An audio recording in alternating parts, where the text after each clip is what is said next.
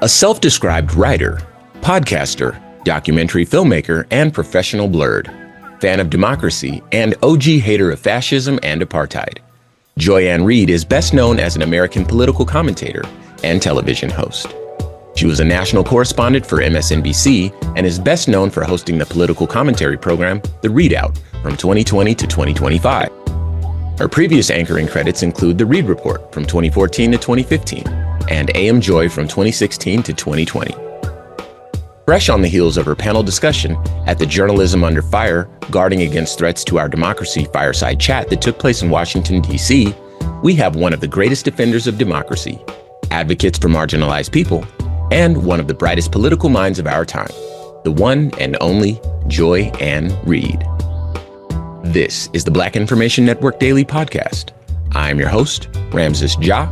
And I'm your host, Q Ward. All right, Joy-Ann Reid, welcome to the show. How are you doing today? Thank you. I'm doing better now after that introduction. I need to take y'all with me everywhere I go. Listen, man, we'll get on the stage. We'll let the people know exactly who they got coming up. So, we wouldn't be mad at that at all. Listen, I want to say, our listeners know this, but I want to make sure that I say it to you, that you are more than the introduction. You are more than, what you represent, and the work that you do really does matter. And I'm at a loss for words. It's a very, very special episode to be recording with you. We've kind of been in similar circles over the years, and tried to get a word to you, but we understand and respect the work that you're doing, and when the time is right, maybe we'll get a chance to have a conversation with you. And today is that day, so this is kind of like all of our stars in alignment and 10 Christmases at once. So welcome to the show. Thank you so much. I appreciate it. It's good to be here. All right, absolutely. All right, so first off, talk to us a little bit about the fireside chat that I mentioned, because that's kind of been the big deal in the news. So this took place at the Journalism Under Fire event. For people that weren't able to attend, or people that might have heard about it and been curious about it, talk to us about what took place, and maybe what people should know, what the people that attended might have learned from that event. Well, this was an important conversation. Of course, Nikole Hannah-Jones being one of the most seminal and important figures in modern journalistic history. Obviously, her creation of the 1619 Project blew up the world, broke the brains of the entire American right, set Christopher Rufo and others off on a tear to try to destroy diversity, equity, and inclusion, and their version of critical race theory, which they didn't even clearly understand. But I think what's happened now is that, particularly after the election for the second time of Donald Trump, is that you have a real aggressive Project 2025 driven right-wing Christian nationalist-driven war on everything from journalism to basic freedom to immigration to potentially birthright citizenship, you name it. It's all being torn apart. And this particular gathering was to really talk about the journalism piece, and how in each of these three instances, there was a woman from the Los Angeles Times who actually left there because the owner of the LA Times has decided to turn that seminal, really august paper into a mouthpiece for Donald Trump and to suppress anti-Trump views at the paper, all the way to Robert Kagan, who is a conservative who used to write for the Washington Post until he resigned because of Jeff Bezos' takeover of the paper and his attempt to root out anti-Trump views or critical views of Donald Trump. Although I have to say that there are still people that are writing critically about Donald Trump at the Washington Post, but he's warped the mission, right? He even got rid of Democracy Dies in Darkness and said they're now going to be about individual liberty or something like that, some neoliberal, economic principle.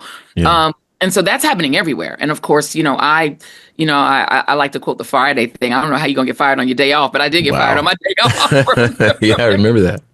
Like Friday, but, I was never told why I was, and I said this on stage, I was never given a reason why I was let go, and why my show was canceled, and why more than 100 really experienced, long-time staffers of MSNBC producers were essentially thrown out of their jobs and forced to reapply, doged.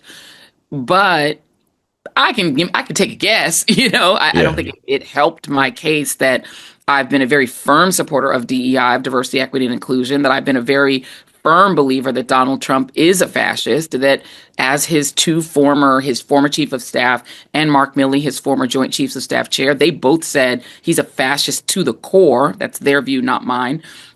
His own vice president has said he may be America's Hitler. Then he became his vice president. You name it. It's clear that he has fascist instincts, and he's married himself to a group of white Christian nationalists who are very clearly trying to move the country into fascism and Christian nationalism. So saying that is probably not helpful. Also, probably not helpful that I was pretty firm that it's probably suboptimal for the United States to be arming Israel with 2,000-pound bombs to drop on Palestinians at school and in their apartments, and destroying mosques and everything else. So yeah, I can take a good guess. Yeah. Yeah. Yeah, unfortunately, I think we can all take a good guess. With all the major shakeups that we are all collectively witnessing in the media landscape since Trump's reelection, what are some concerns that you have about the state of journalism in the United States? I'm very concerned, honestly. The resignation recently, we also talked about this at the forum, of some 35-year leader of 60 Minutes, head of 60 Minutes, Bob Owens. That was alarming. And he resigned very clearly saying that he was leaving because he felt that he no longer had the editorial independence to cover the news without fear or favor the way that 60 Minutes has done since I've been watching it since I was in junior high school. And it has not changed. It's very tough on any president. It's not partisan in any way. But, they recently did a really important, I think, report about the 235 men, and we think some women, who were shipped to El Salvador into a prison, into a gulag, without any due process, and that 75% of them have no criminal record anywhere. And highlighting the cases of people like Kilmar Abrego Garcia, who was literally renditioned out of the United States, out of Maryland, without due process. And they did a really critical story on that. They've also done really important reporting on the war in Gaza, and on the human rights violations therein, and on the allegations of genocide therein. And they were in a lawsuit with Donald Trump because he claimed that their interview with Vice President Kamala Harris, which is a perfectly normal interview for a presidential candidate, was somehow biased. And he's sicked the FCC on not just CBS, but also on ABC, because he doesn't like the coverage of himself on ABC, on Comcast, my former employer, because he doesn't like the coverage from MSNBC, or the accurate financial coverage, I suppose, from CNBC, which is talking about his failures on the economy. You name it, the media is under fire. And I think when you see people like Jeff Bezos, who is not a journalist, interfering in the way that the Washington Post does what it was designed to do, when you see the owner of the Los Angeles Times bending the knee to Trump and essentially requiring his editorial page to do the same, and then when you're also seeing a takeover of even a lot of local TV stations by organizations like the Sinclair Media Group, which is a right-wing Fox-style organization, an entity that's now taking over your traffic and weather together and replacing political news with what amounts to conservative ideas and ideation. That's a problem. We can't have a free society if we don't have a free press. And there's an attack on the free press unlike anything I've ever seen. And that, to me, I can't liken to anything other than the McCarthy era. What's interesting about that is that working in this space, we pay particular attention to the same things that you're mentioning now. And, our listeners, our viewers around the country, they often remind us to be encouraged to keep going. Our voices are more important now than ever. And you realize that how important that infrastructure is. You mentioned the Sinclair Media Group. You mentioned the Washington Post, and who owns that infrastructure is is critically important now. And we've leaned further into our relationship with like Real Times Media, a lot of like Black-owned newspapers around the country, because, as source material, but also as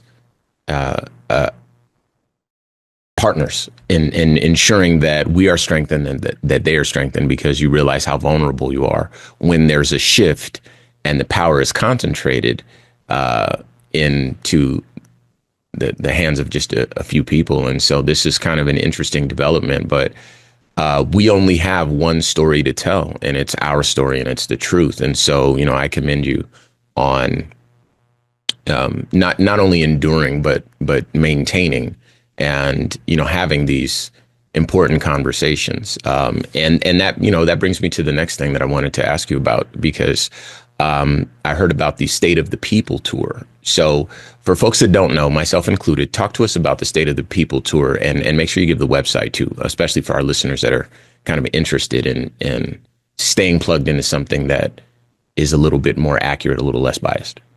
Yeah, and I'll just to your previous point, I want to note that Ida B. Wells was operating as an independent Black woman journalist at a time when the media was essentially controlled by two men, including William Randolph Hearst. And when the white media refused to report on lynchings in any other way than to say that the dead man, woman, or child that was lynched committed a crime, there was, again, no due process. So there's a history of this. And it is really critical, now more than ever, that we strengthen. There are thousands of independent Black newspapers, but they are withering away in terms of support from the public. And then our access to, being able to have a wider audience, as you all are able to do through syndication, that also is in many ways dependent on corporate America, right? And if you look at the place where our creators, Black creators, have had the most access, it's been through social media. It's been through YouTube and TikTok and Instagram. And companies like Meta are also bending the knee to Trump, gave $1 million to the inauguration. TikTok suddenly put out a blast to every single person who owns TikTok and uses it in the United States, glorifying Donald Trump for not following the Supreme Court order to make them be sold, right? And for supposedly saving TikTok when he's the one who created the crisis in the first place. Yeah. So you're seeing the social media, there used to be a thing called Black Twitter. Black Twitter is what built Twitter. Twitter would have been nothing without Black people making it popular. And yet Black people own none of that IP. The content was not owned by anyone. They were just giving that content to previously Jack and then Elon Musk for free. So we really have to be cognizant, I think, as a people of not only where we're getting our information, how to avoid disinformation, and how to share information amongst ourselves in a way that can be authentic, which brings me to the State of the People tour. On the night of it wasn't really a State of the Union. It was technically a joint address to Congress that Donald Trump made in February. There were a group of us who are a combination of activists, and people like Angela Rye, who used to be the chief counsel to the Congressional Black Caucus, and who's now a podcaster and activist in her own right. Lolo Smith, there are a bunch of people, the Advancement Project, Rashad Robinson, formerly of Color of Change, just a bunch of us decided that we were going to do a 24-hour live stream across all our platforms. So I co-host a podcast called Read This, Read That. We streamed it on the Read This, Read That YouTube channel. It was streamed on, Mark Thompson's channel, and all of us just live streamed together 24 hours of content in which we, as Black creators and activists and speakers and media people, all came together. And by the way, these were Black folk who generally had never worked together before. Some of us didn't even know each other personally. But you know how white people assume all Black people know each other? Yeah. We all know each other. Okay. We have to, right? And so we all came together, people who didn't even really know each other, had never worked with each other before, live streamed 24 hours of content in which we just talked among ourselves about what we need in our community, about what the State of the Union is for us. Okay. And so out of that came this idea that we needed to take that live stream that over 1 million people watched on these collective, all common channels, YouTube, Instagram, et cetera, and decided to take that on the road. So the State of the People tour, it was a very fast put together by Angela and some other folks. And the idea of it is to go into 10 communities, really 12, because Raleigh and Durham are two different places, Birmingham and Montgomery, both in Alabama, but 10 very heavily Black cities, Detroit, New Orleans, Newark, New Jersey, Los Angeles, California, Durham, sort of all over the country, and go and do two things. Number one, find out what people need. Because one of the things that I think is generally a problem is that a lot of us do a lot of talking about what people should do and not a lot of asking what people want done. Yeah, exactly. Right. And so I think for our community, and a lot of people didn't vote, but a lot of people didn't vote mostly because they didn't know the issues, weren't paying attention, weren't really read in, and really weren't sure that voting does anything for them. Even voting for Obama it doesn't feel like it did anything for them. So going in and saying, hey, register to vote, or, that's not going to help anymore. We need to just ask people what they want, ask people what they need, what will make their lives better, provide services, offer assistance where we can. And then the second piece is to rally people's spirits, because Hit Strategies, which is a really terrific Black-owned polling firm, did some really scary data after the 2024 election that found that Black Americans have not felt this disempowered for a generation. We are seeing generational sense of disempowerment among Black people after the failure of Kamala Harris to win. Yeah. So we need to reverse that by letting people feel empowered, feel community, feel a sense of community, and also to do these field hearings to find out what people need and what they want. So we're going to 12 cities. We started in Atlanta and started by delivering food to seniors, and then rallied folks together and had a bunch of smaller group conversations, including a land giveaway, you name it. And we're going to take that on the road. And so that's what the State of the People Tour is. And you can register for your city and find out what cities we're coming to. And you can do that at stateoftheppl.com, stateoftheppl.com. And that's also on Instagram and TikTok. Ramses and I have to figure out how to get to one of these cities, because that definitely sounds like something that we'd like to be a part of and support you in any way that we can. That would be great. You kind of touched on some of this already, so I want to kind of bring it back to you. Trump is dominating headlines with several different initiatives at like muzzle velocity. Just there's something every day. Ramses and I were discussing how everything seems to be aimed at tearing some group of people down. He's not proposing anything that seems to help anyone, but all of these initiatives that he's so happy to do his photo op with seem to be targeted at some group and tearing these particular groups down. As you were speaking to how Black people feel so disempowered and kind of hopeless, what are some things that we, should be paying attention to? And what are some things that we can kind of grab a hold to so we don't feel so hopeless and so disempowered, like there's nothing that we can do but just accept this new state that we're in? And that is a really, as you could imagine, difficult thing for even us collectively to do in the space that we work in. But for those who are even less connected and less informed than we are, what are some things that we can share or say to people? Yeah. And, Q, the thing that's so, sort of frustrating for, just watching it happen is that when you are attacking everything, as you said, everywhere, all at once, and people are also just concerned about economic survival, right? Because for a lot of folks, thing one is how he's destroying the economy and their opportunity to just be able to pay their bills and afford food, right? That's number one. I mean, attacking the economy that, you can love or hate Joe Biden, okay? And a lot of people don't like him, but the economy was stable and was growing and actually was the best economy in the West after and during COVID. But I think people didn't feel it in a lot of ways. And so they rolled the dice thinking that Trump would improve the economy. A lot of us that voted for him. And now they're finding that they're just getting destroyed. Food prices are going through the roof. Gas prices are up. It's all going in the wrong direction. And it's making it hard for people to live. So I think the main thing that people are paying attention to is just how hard he's making it to live. And when you're feeling economically unstable, it's very difficult to have the strength and the time on your hands and the will to fight everything else. So the challenge is, number one, we need to start focusing on how to get resources into our communities to make sure our people are not hungry, are not evicted, don't lose their health care, like focusing on those local issues to keep our people alive, frankly, in this moment. I think that's number one. because you can't focus on everything, right? We can't stop him from doing everything, but we need to really start thinking locally and thinking in community terms. How do we keep people in our communities alive and in their homes with a roof over their heads and food on the table? That's number one.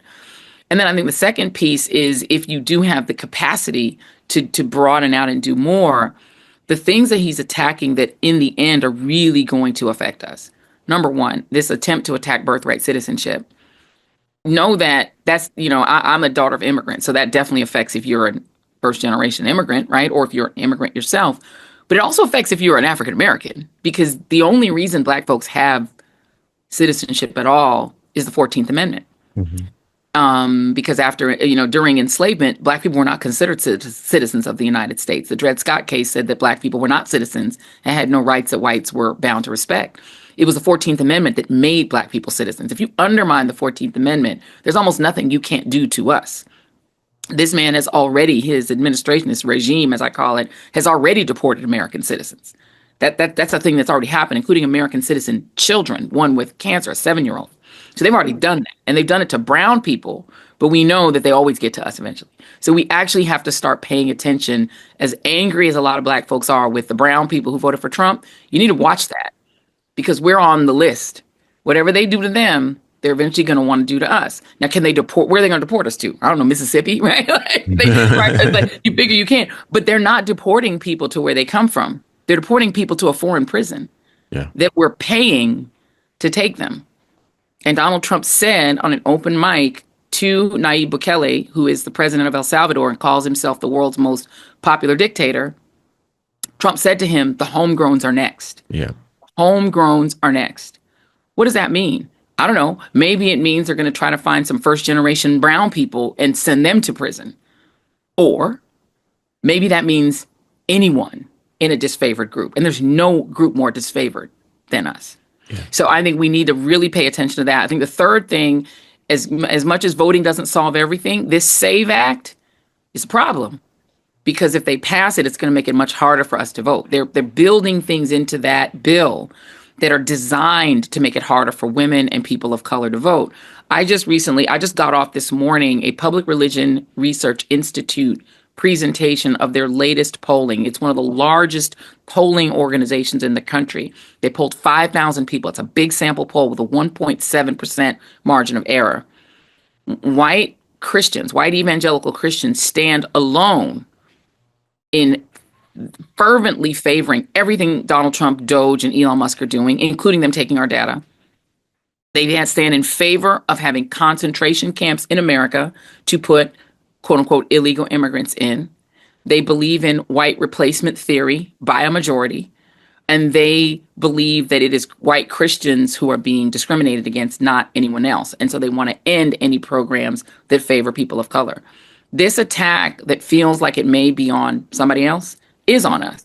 So unfortunately, if we have the bandwidth beyond saving ourselves and saving our communities from economic harm immediately, we do need to start thinking about what this man is doing to undermine the democracy, because we got nowhere else to go but here and potentially to a foreign prison. Yeah. I was watching something that kind of spoke to that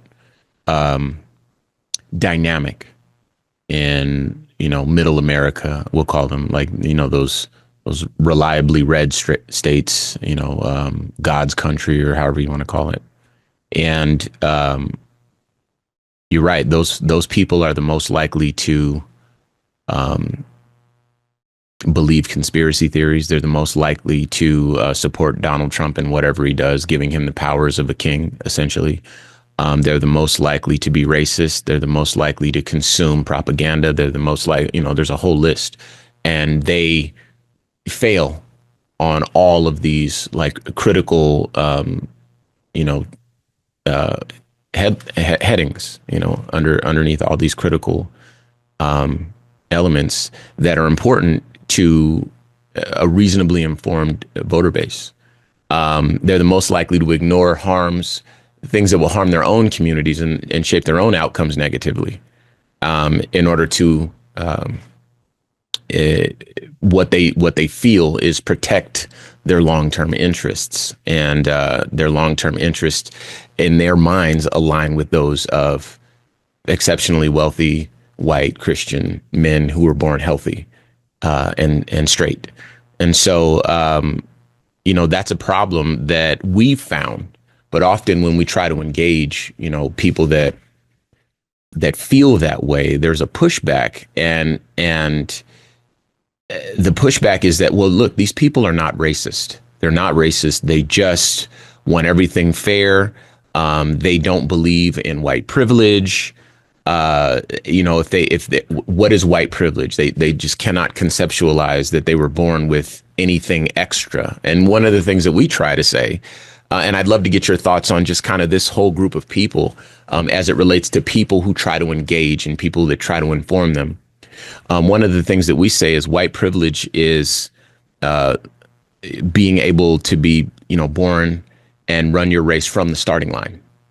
If you get to start with zero, that's white privilege. Right. Anything else is being born with a strike against you, essentially, and you have to work a little harder. You may have some hurdles on your lap where, a person who's born that straight Christian, healthy white man gets to just run a fair race. And if we catch up to you, I think that kind of attacks your concept of white superiority. It must be buried somewhere in your head. Please share your thoughts on, how challenging this has been to engage this community, or maybe some strategies, or ways around it, perhaps. Okay, so, I would say that for those who believe in their own mind, and I think that most people who are MAGA, who support Donald Trump, they don't think of themselves as racist. Yeah. And would be quite offended by the idea that anyone thinks they're racist. And what they'll often say is, as you did, they just want everything to be fair. But what the data shows, including this new data, the Pew Research data, the PRI data, you name it, is that only white Americans agree in a majority with the following statement: discrimination against white people and discrimination against white Christians is as bad as discrimination is against other people. No other group agrees with that. They're the only group that views discrimination in their mind against white people and discrimination, I should say, against Christians generally. So discrimination against Christians and discrimination against whites is as bad as it's been against other people. In a country where Black people were enslaved, where there was an Asian Exclusion Act, where non-white immigrants were banned from the country in the 1920s and could not get jobs. There were signs held up that used to say no Jews, no Cubans, no Blacks. There have never been signs in America that say no whites, no Christians. And yet only white people, white Christians, not even just all whites, but white Christians, because white unaligned folks don't agree with this. White Christians are alone in the polling in a majority, and I'm talking about 2/3 of them believe that there is rampant discrimination against white people and against Christians. And also only white evangelicals, white Mormons, white Catholics, white Christians in general, in a majority believe, right, that Donald Trump should be given all the powers he needs in order to set the country right, and that diversity programs and that diversity in general is more harmful than helpful to the country. There is no other group that believes that. So what I would challenge white Americans to do is ask yourself, why do only white people believe that? So, and back off from the question of whether you yourself are racist as a white person. Can you explain why white Americans are alone in these belief systems? Why no other group sees it? This sense of victimization, the sense that white people are being victimized by immigration, victimized by diversity, equity, and inclusion, and also that elections are being stolen from them. No other group agrees with that. No other group. They're the only ones. If white Americans were beamed up into space, like, Scotty beamed them up to the Enterprise, and they were off the Earth, no Republican would ever be elected in the United States again, because only white Americans vote in a majority for Republicans. Yeah. They should ask themselves why every other group is over here and they're over here. Something's going on, and you can't find any other factor. Sorry, this is my dog. You can't find any other factor that is relevant when you peel away all the other factors: economic condition, educational attainment. No other factor explains it but race. And all of the islands that white Christians exist on ideologically, you can't align them with anything else. Income, region, age. Race is the only one in which they all align. So I would just challenge people who are white to ask themselves why that is.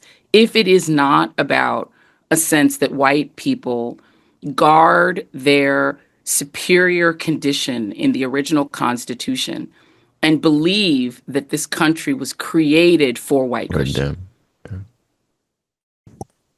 You know, we often find when trying to have these types of conversations that we are not dealing with the same facts. We are not living in the same reality, which becomes the non-starter. Like right at the beginning of the conversation, we realize, okay, the facts and the truth cannot be two-sided. There's no two sets of facts that mean the same thing. There are no two realities or two truths. But as you just explained, when dealing with people, especially specifically MAGA Trump supporters, who I think identify a piece of themselves in him, so they end up defending themselves while trying to defend him. Joy, how do we have these conversations when we can't start from the same place? What are some tools that we can use to even try for our neighbors, for family members at Thanksgiving, for those who just are contrarian in nature? Mm-hmm. What are some starting points to try to get us at least back to the same set of facts and living in the same reality? I think part of the problem is it's hard to do that because, as I have observed, Trumpism, I no longer view it as a political ideology. I view it as essentially a religion. A religion that has in many ways replaced traditional Christianity and become a sect of Christianity. Mm-hmm. Because again, white Catholics, evangelicals, Protestants, and people who are Latter-day Saints all line up together on one side for the party that is against immigration, against feeding the poor, against helping the sick. Everything Jesus stood for. Correct.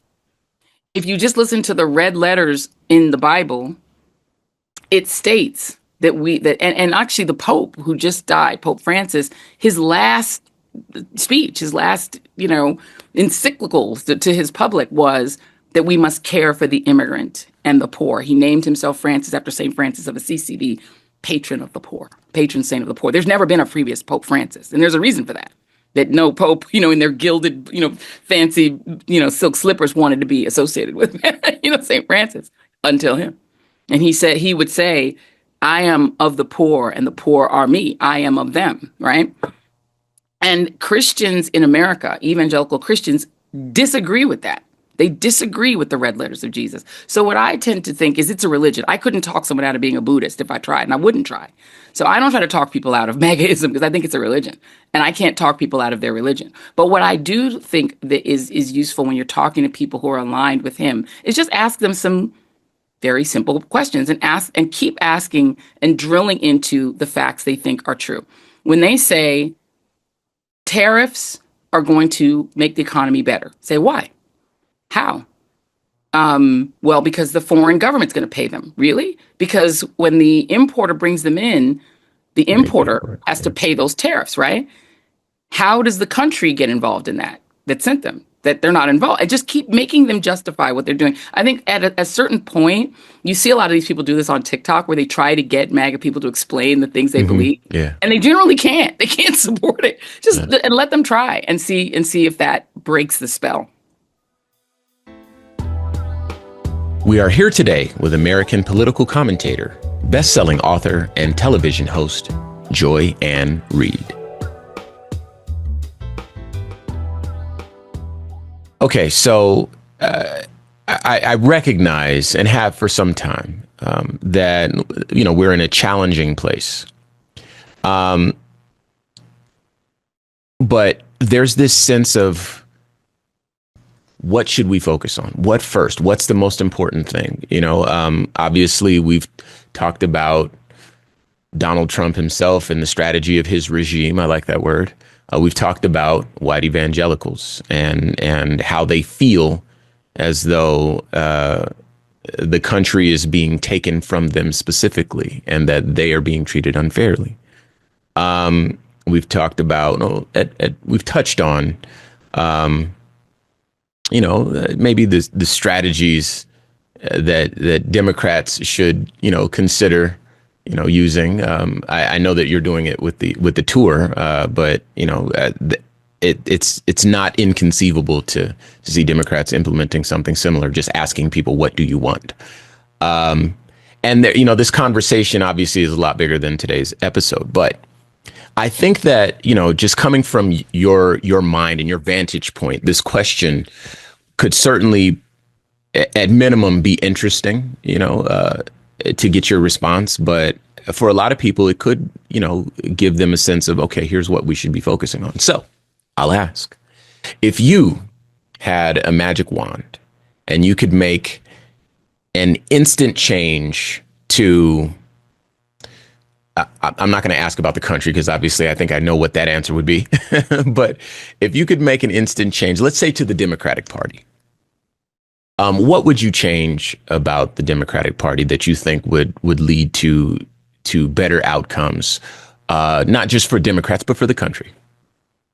Ooh, that's a long conversation. I'm sorry. Having worked in Democratic campaign politics, I think the Democratic Party has a lot of problems. Sure. And I would point to, I'll just point to two that I think are really big. I think one of them is Democrats' general refusal to embrace the base they have rather than coveting the base Republicans have. I think in general, my experience with the Democratic Party is that their base is multiracial. It's heavily Black. Democrats really rely on Black voters and on brown voters, but they really want white voters. They really, really want white working class voters back. And that has caused them to fixate on those voters almost to the exclusion of everyone else. Sure. And to make assumptions about Black and brown and young voters and AAPI voters that are not supported by evidence. They just assume the Blacks will come out and vote. Especially for Kamala, yeah. Correct. And so, percentage-wise, they will. But there's also a third person always in every race, and it's called the couch. And in this race, millions of us chose the couch. Millions of young voters chose the couch. 30% of Americans voted for Kamala Harris. 31% voted for Donald Trump. The rest voted for the couch. That's a problem. Yeah. The PRI poll showed that a third of the voters who chose not to vote in the last election now regret their vote. And a majority of those who did not vote in the last election, this is across all races, and who regret their vote, about 70% of them believe Donald Trump is a dictator.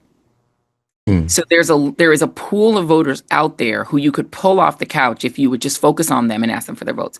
The second issue I have with the Democratic Party is that they are also very married to neoliberal economics.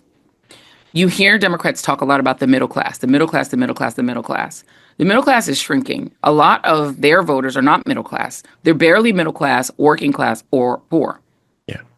Democrats ignore them completely. They don't talk about them.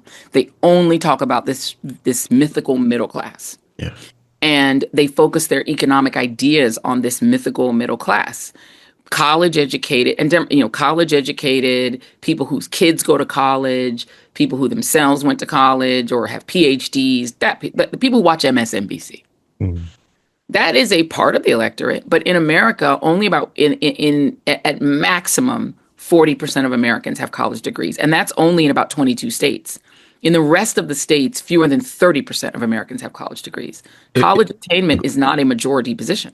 Yeah, yeah. If I may, I want to make sure that I interject this, and Q, don't let me jump in front of you. But I heard something said recently. I think the gentleman's name is Dr. Roy Casagranda, if I'm not mistaken, that's his name. But he said something that was so potent, and he said that the difference between middle class and poor is essentially it's just stable housing. And so I think it's important to kind of help illuminate the point that you're making in terms of how the middle class is shrinking and what we would typically conceive of as middle class. That is very much a myth nowadays. And so, yeah, I think you're right. For folks to hyperfixate on the mythical middle class ignores the reality of our current predicament. And they're playing politics as usual. And this is not the state of play anymore. So continue. Absolutely. No, and you're absolutely right in that if you only focus on the middle class and suburban college educated voters and you're going for the suburbs, well, the poor and the working class include rural people. Not all of them are white. Mm-hmm. That includes people who, as you said, have unstable housing. That includes people who are one paycheck away from poverty. People who are using payday loans to pay for groceries, which is an increasing phenomenon. Democrats don't talk about that. They don't talk like that.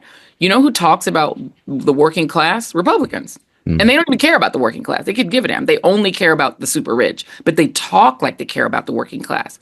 And the third thing I would say about Democrats that is a problem, if we had to have three big diagnoses, it is their fervent defense of the system. Democrats are systems people, and they insist that what we must do is defend democracy, defend the system. Well, the system doesn't work for a lot of people. And so when you're a person defending the system, you're essentially rejecting people in your own base who think the system is failing and who voting for even Barack Obama did nothing for them. They didn't get anything materially from it. Whereas when Donald Trump got elected, in their mind, they got a check. Yeah. Even though the check was from Nancy Pelosi, but the Democrats weren't smart enough to Donald Trump put his name on the check too.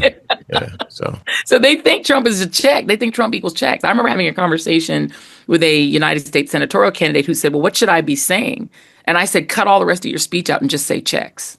Yeah. Just say checks. Works. That's what people need. You spoke about college educated. And immediately what popped into my head was the dismantling of the Department of Education. The other side trying to rewrite or erase our history, and major institutions of higher learning kind of bending the knee preemptively to the wishes of this administration and the newly reelected president. Your alma mater, however, made the news for some different reasons recently. As a Harvard graduate, tell us a little bit about your thoughts of Harvard to just not bow to that pressure that the Trump administration is kind of blanketing all institutions of higher learning with. I was very pleasantly surprised. I was very proud of Harvard, and I haven't said that very often since I graduated in 1991. Harvard, I took Ec 10 at Harvard. Harvard is not a liberal institution. The idea it's liberal is kind of ridiculous. It's full of very rich people. Legacies are about 43% of the admittees who just get there because their granddaddy went there and they're super rich and they have some of the buildings are named after them. Harvard teaches neoliberal economics and nothing else. They teach against equity and inclusion. They're just not liberal. But in this case, they are 140 years older than the United States, and they have a $53 billion endowment, and they're not going to be told what to do by a mere president of the United States, who in their mind is an ephemeral figure who will be out in 4 years, or maybe 8, or maybe 12, or until he dies. Or he'll die, yeah. So I'm proud of Harvard, and I wish more institutions. I think Columbia was the opposite, an abject failure. Didn't defend their students who are being deported without due process, didn't defend democracy. And have bent the knee. So I'm hoping that Harvard and also the Big Ten, I'll give the Big Ten colleges their due, that they're standing up to him. I think any way that people are standing up to Trump, in large ways or small, big ups to Jalen Hurts. I'm about to be an Eagles fan for life now because that way That wasn't even my team, but he's like, yeah, I got other things to do than to go Yep. stand around with Donald Trump, you know, and Oh they can, God. other ones can do that. I'm not doing that. Yeah, And yeah, I I like that. concur. Hey, Go I'm Harvard. with that. I like that. Um, Absolutely. I know that we're short on time, but I wanted to make sure that we ask you about this because, you've had a lot to say about, the boycotting of Target and, just the resistance. We talked about obviously Harvard and the Big Ten, and I applaud them as well, them getting together and figuring out ways to resist Donald Trump. But us as people, as individuals who can choose to shop here or to shop there, talk to us about maybe, and talk to our listeners, I should say, about maybe the long-term strategy of boycotts and how you see them as having the potential to shape political outcomes. Yeah, what I would say is that, I'm a student of the apartheid movement in South Africa, and the way that eventually Black South Africans broke apartheid was through general strikes. It was by making the country ungovernable and economically unsound. And that was through a combination of encouraging divestment and boycott externally and using general strikes and economic resistance internally. And that is the way you ultimately can break autocracy. And in our country, I just wrote a book about Medgar Evers and Murray Evers Williams. And one of the ways that Medgar fought against autocracy here was to encourage people to use boycotts and to use boycotts to break the autocracy in Mississippi. And what he would say is that not everyone has got the capacity to march or has got the courage to march or has got the courage to engage in civic activism because it's risky to go out there and put yourself in the, Show your view face. of the police and the authorities. But everyone can do a little something. He launched his boycott against the Jackson retailers who would not respect Black customers by saying, and he launched it during Easter. And he said, rather than go and buy your new Easter outfit this year, maybe make an outfit or wear what you wore last year. Just refuse to shop when you're not respected. And I believe that Medgar was right. I would not set foot in a store that treated me with disrespect. And Harvard treated our community with disrespect. They don't deserve our dollars.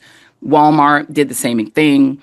All of these companies, Amazon, Jeff Bezos, these companies that have said, we don't want diversity, then fine. You don't have to have diversity in your customers either. Ooh. So that is, to me, the small thing we can each do. We can just choose to shop elsewhere, choose not to hand our money to people who would bow down to a wannabe dictator. If you can just do that little thing, you are already doing the activism that's possible for you. And you are already doing something heroic for yourself, your community, your dignity, and your country. Joy-Ann Reid, we already expressed to you that you are literally a superhero to us. Our listeners, we assume, and I'm not even assuming, I know how they feel, are going to be just as excited to hear your voice as we are to be having this conversation with you. Catch us all up on what's next for you, how we can keep up with you, social media, websites, whatever that is. Because I was talking to a great friend of ours, Jamel Hill, who loves you to life. And we just all want to be able to show up for you specifically in this moment and moving forward in the best way that we can. So how do we support you? How do we keep up with you? Besides Ramses and I crashing this tour and showing up to give you a hug, Yes. how can we all collectively be a part of the Joy-Ann Reid movement? Well, I appreciate that. And Jamel Hill, that's my girl. That is my machete sister and vacation buddy. So absolutely love her and big ups to Jamel, who is fighting the good fight in a tough atmosphere. She did that at ESPN, which is a rough atmosphere. Yes, indeed. and won and beat them at their own game. I keep it real simple. Pretty much everything that I do is at Joy-Ann Reid. So I am at Joy-Ann Reid on Instagram. I am at Joy-Ann Reid on Threads. I'm at Joy-Ann Reid on Blue Sky. And my Substack is joyannreid.com. Right. The only place it's a little bit different is on TikTok and Facebook. I'm Joy Reid Official. And if you subscribe to me on joyannreid.com, I do not charge for subscriptions. You can just subscribe for free. The only people that I charge a fee to is if you want to comment to me, because if you're going to troll me, you're going to have to put some coins in the bucket. So if you want to be a commenter, you got to pay. Absolutely. But that is free. I don't believe in paywalls. You guys can just subscribe to my Substack on joyannreid.com. I try to post every day some kind of thought or thing, and I will also be announcing there, and of course on Read This, Read That, my podcast with Jackie Reid, my soror sister, cousin, friend, and I will be letting folks know on those two forums when my new show, which is going to be called The Joy Reid Show, will be launching. So I am launching a new show. Yes, Lord. Find out when. I'm giving y'all a little sneak peek preview on this podcast. Okay. But the show is going to launch very soon, and I'm going to make the announcement on joyannreid.com and on Read This, Read That. Well, listen, we will take it because, as I mentioned, as Q mentioned, you are like, that North Star. We've had to piece together our journey as activists and as, talk radio personalities. As I mentioned, we're DJs. We give away Cardi B tickets and Migos tickets. That's what we do. And so, stepping into this space because the work is necessary. We felt the work was necessary, especially in hip hop radio stations around the country. Not having a blueprint is kind of scary and it's kind of intimidating. And knowing that you're there consistently showing us things that we need to see, providing perspective, giving us ways to challenge, the pushback that we receive as we travel around the country. Of course, as we host our program and we have listeners interact, it's been the people that tell us to keep going because the work we do matters. That's us now saying that to you, because if it had not been for you, there's so many times we would have been more lost than we were. And absolutely because of you, we were able to find our way more than once. And we will continue to watch you to watch you shine and support you however we can, as Q mentioned. So with that in mind, I'd like to say thank you again very much for taking the time to come here and talk to us, to share your insight with us, your brilliance with us, and to obviously to make an announcement on your forthcoming show and how people can stay in touch with you and hopefully become fans of you if they haven't been before in the same way that we are. So once again, today's guest is American political commentator, best-selling author, and television host, Joy-Ann Reid. Ramses and Q, thank you all very much. Look, as an old hip hop head, first of all, I will take those Cardi B tickets if you want to give me. I will give you. And look, look, my theme song when I graduated from Harvard, me and my best friend, Shotzi, who unfortunately passed since then, our theme song was "Can I Kick It?" Yes, you can. Okay. Yes, you can. Q-Tip and a Tribe Called Quest. So I'm an OG hip hop fan. So I appreciate y'all. And it's always great to be with fellow hip hop fans. I appreciate you. This has been a production of the Black Information Network. Today's show was produced by Chris Thompson. Have some thoughts you'd like to share? Use the red microphone talkback feature on the iHeartRadio app. While you're there, be sure to hit subscribe and download all of our episodes. I'm your host, Ramses Ja, on all social media. I am Q Ward on all social media as well. And join us tomorrow as we share our news with our voice from our perspective, right here on the Black Information Network